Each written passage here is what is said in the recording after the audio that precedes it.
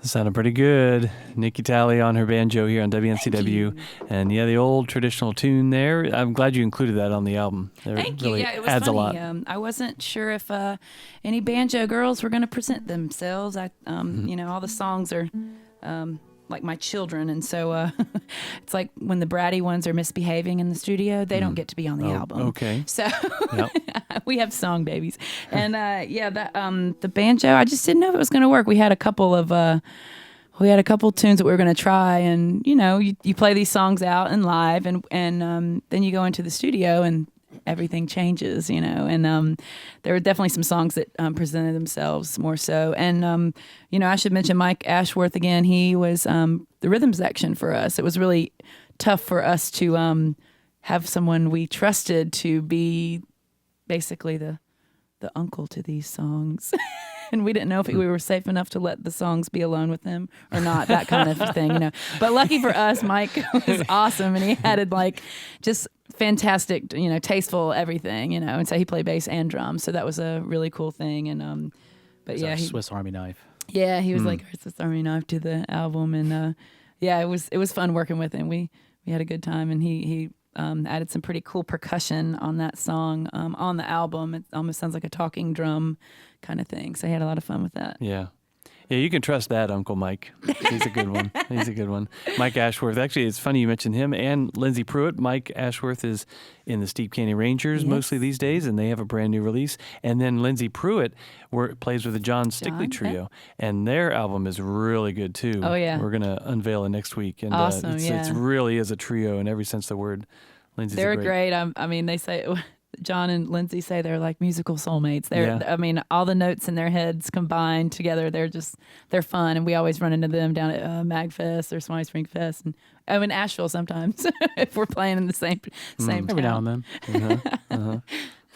So I was going to ask you, Nikki, but maybe both of you, for every song that you bring to the table that you've written, like that brand new one you did just a couple minutes ago, and you guys kind of work on and flesh out, or maybe every song in general when you count all the old traditional tunes that you tinker around with. For every song that we hear you play, on stage, how many are there that don't make it on stage?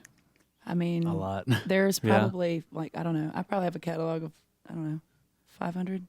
1,000? Hundreds. Whoa. Yeah, there's hundreds a lot of songs. I have some very diverse things and different, just original stuff that I, on piano or on electric guitar and a loop station. Things that maybe my audience right now isn't, aren't ready for or want to hear. We have, we did like a little power trio for a while playing a Gibson SG, and you were on bass, and we had a drummer, buddy Justin, and a friend of mine were like, well, as long as you're singing, we'll come see you. And I'm like, it's kind of different, it's like if Smashing Pumpkins and Mazzy Star, we're hanging out, and they were of course turned off by the music. They were like, oh yeah, it was great to hear you and see you in this kind of like, this atmosphere. But when is your next acoustic show? And you read between the lines. Yeah, I tried to tell her, it's like, yeah, I am singing, however.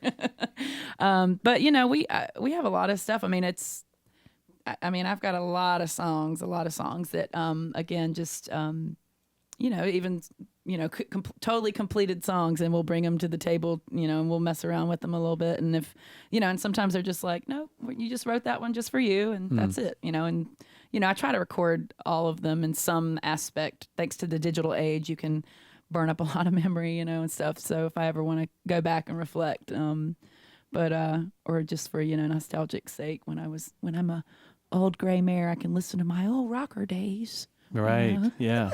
Yeah. Well, I think every Nikki Talley album that I can think of has definitely a consistency to it of a sound. But if you were to do some sort of off the wall, different sounding album, like your alter ego, what style would you jump into? It would probably be like PJ Harvey, Stories by the Sea. I love that album of hers, and that's definitely like some stuff that I miss playing, that kind of thing. But I grew up playing folk music. That's what I grew up doing. And, you grew up as a teenager and angsty teen, and you want to get away from everything that you are, And, if you told me I'd be playing clawhammer banjo in front of people like years ago, I would have told you you're crazy, because I was going to be in a punk band, and yeah, I tend to like, we listen to a lot of electric stuff. A lot of heavier music. I know guess it's you could funny. say. We kind of aren't familiar with our genre, for better or worse. You know, people are like, oh yeah, you sound like that. I'm like, oh okay. Okay, I'll have to Google to that. look her I'll up. be right back. But there's so much music out there, and you know, oftentimes we discover people that we have shared the stage with, or you know, you know, we try to. We probably listen to more heavier stuff than what we play. But again, this is comfortable because this is who, you know, this is what I grew up hearing Mama sing, you know, and I always joke, and I remember hearing Mom sing Don't Think Twice, It's All Right, you know, and she was singing, and it was all pretty, and she has a beautiful voice. And then I heard Bob Dylan do it, and I was like, Mom, this man's ruining your song. And she's like, oh, no, honey. He wrote that. But, you know, I grew up hearing Mommy do it. So I thought Mommy wrote all these songs. And she is a prolific songwriter also. But she didn't write that one. No.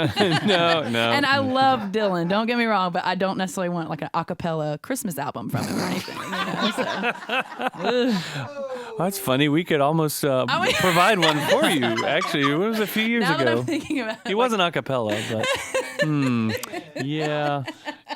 Oh, I hope Robert Zimmerman's listening today. I hope so too. I hope Not actually. Okay, all right.